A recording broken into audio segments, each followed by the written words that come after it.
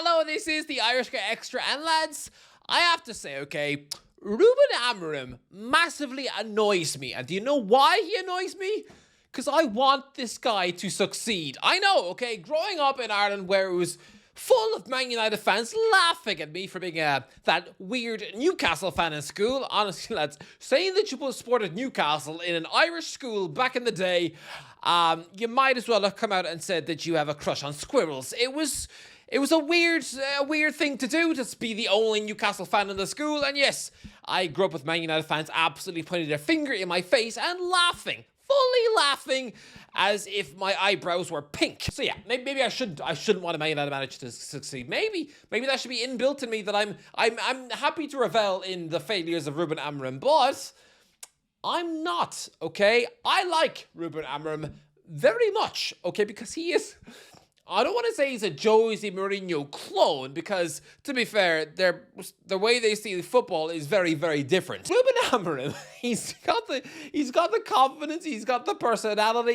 he's not afraid to come out and bite back in the media, but so far, he ain't backing it up. And lads, it's annoying to me how stubborn he is.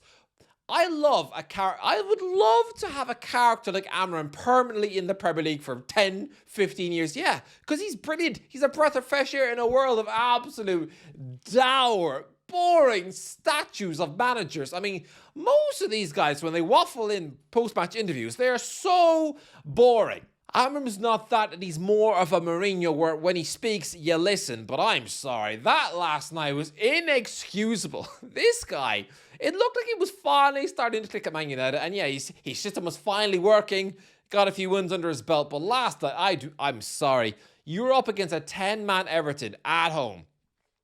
Everton don't win at Old Trafford even when they have 11 men on the pitch. The only time I can remember the Toffees winning at Old Trafford was when David Moyes was in the Man United dugout. That's a long, long time ago. Everton's record at Old Trafford is a bit like Newcastle's record at Old Trafford in that they just can't win there. I mean, it seems to be a mental block.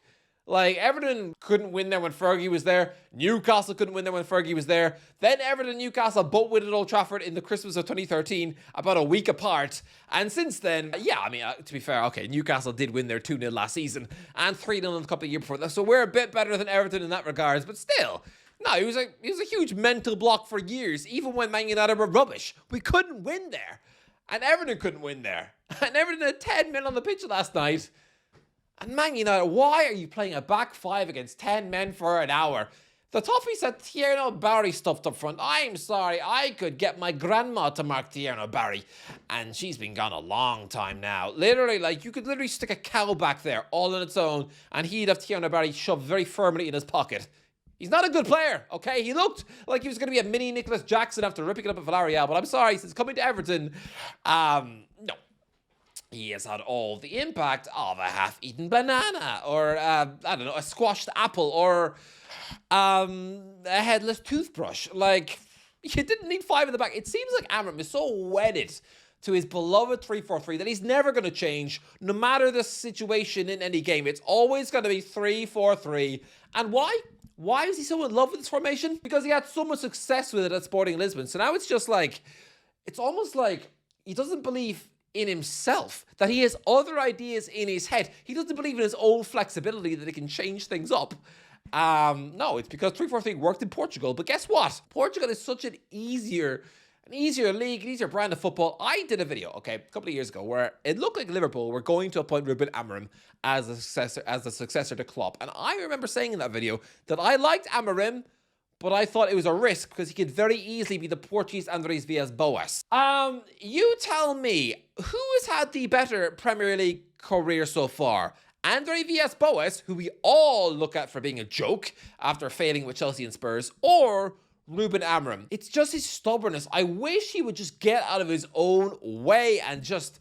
I know he doesn't completely have the players at his disposal. I know, which I was mad considering they spent a lot in the summer. But lads, Šeško was injured and Cunha was injured last night. All the other front was Joshua Zirkzee, who A, is not a centre forward, and B, is not a good footballer. He's not. He's just another example of the list of rubbish footballers who Man United paid big money for purely because their scouts were drunk or something. I don't know. Like, I can't find any justification for bringing a player like Xerxes to Man United. I'm not a Man United fan, but even I can see watching that game last night, frustrating. Why do you have 3 centre-backs at the back to mark one player when they have 10 men on the pitch? There's literally zero chance that the Toffees were going to counter-attack and score a second goal. None. Man United lose at home, which is embarrassing after Idrissa Gueye was sent off for slapping Michael Keane. Yeah, isn't it really weird that somebody was sent off for violent conduct on the Old Trafford pitch? And yes, a Keane was involved, but it was a Keane getting meekly slapped in the face. I mean, you can tell.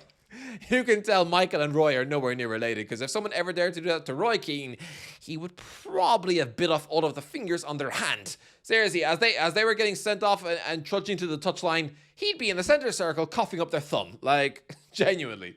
So, but no, Michael Keane is a mild-mannered milkman in compared to Roy. But look, yeah, it was a loss of the head from Gueye. Did it merit a red card?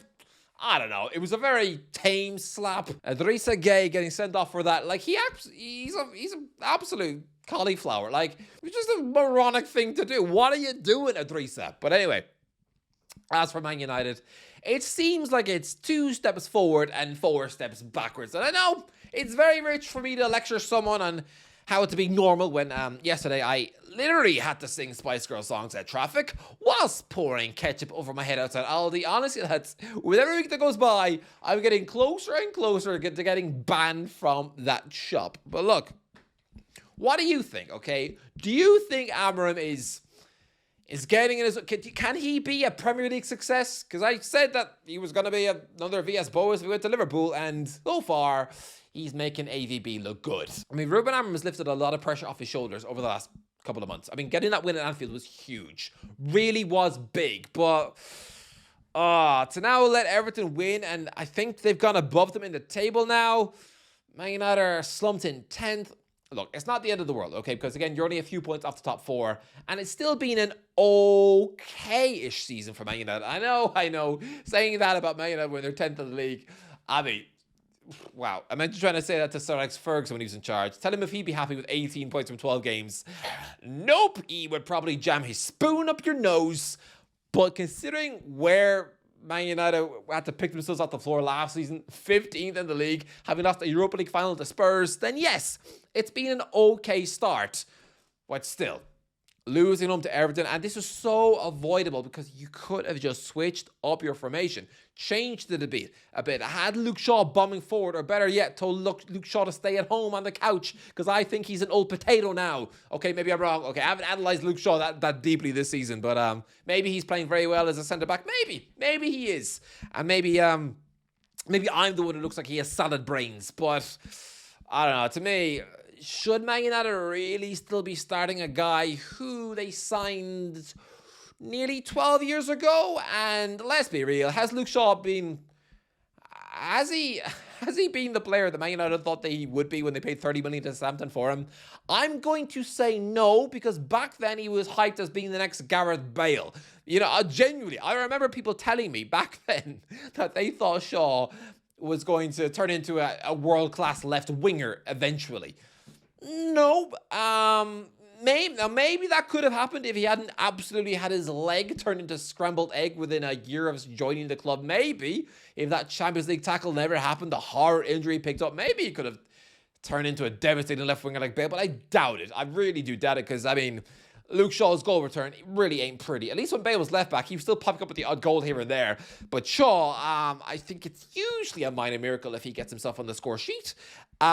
Seriously, there's probably about as much chance of you finding a unicorn in your cup of hot chocolate than there is of Luke Shaw scoring even 5 goals a season. Yeah, I just gotta come on to sort of say that, Amorim, I want you to succeed as a man, as a personality, because he gives me a glimpse of a Mourinho reminder. He does. I can't help, but when I listen to Amorim speak, I think of Mourinho. Now, it's his stubbornness which is letting him down, and I wonder if he had taken the West Ham job when he was offered it 18 months ago, you know, before being caught by Sporting Susan fans and having to go back and grovel to them, if he had actually done that and jumped early to take the West Ham gig before Lopetegui did,